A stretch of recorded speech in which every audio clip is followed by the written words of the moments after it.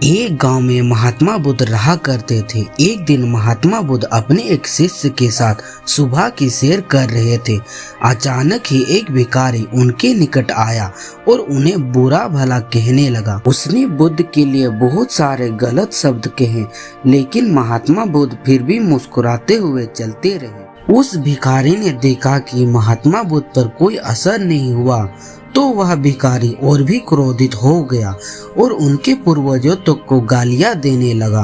महात्मा बुद्ध फिर भी मुस्कुराते हुए आगे बढ़ते रहे और महात्मा बुद्ध पर कोई असर नहीं होता देख वह भिखारी निराश हो गया और उनके रास्ते से हट गया। उस भिखारी के जाते ही महात्मा बुद्ध के शिष्य ने महात्मा बुद्ध से पूछा कि आपने उस दुष्ट की बातों का कोई जवाब क्यों नहीं दिया। वह बोलता रहा और आप मुस्कुराते रहे, क्या आपको उसकी बातों से जरा भी कष्ट नहीं हुआ। महात्मा बुद्ध कुछ नहीं बोले और अपने शिष्य को अपने पीछे आने का इशारा किया।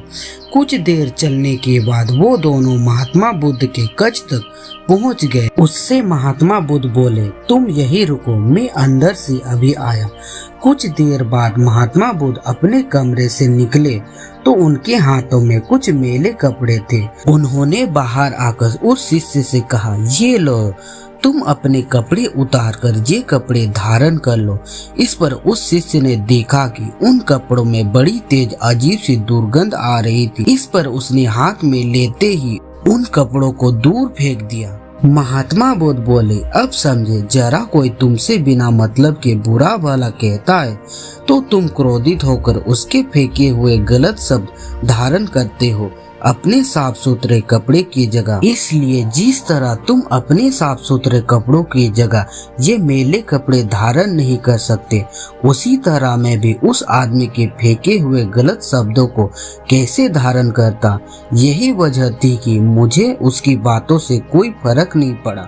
तभी कहा जाता है कि अगर आपके सामने कोई भी बिना किसी बात के आपको गलत शब्द कह रहा है तो कहने दो और उसे बिना कुछ कहे ही आगे अपने रास्ते में बढ़ते चलो। आपके द्वारा कोई जवाब न देने पर वह खुद ही शांत हो जाएगा और अपने रास्ते चला जाएगा।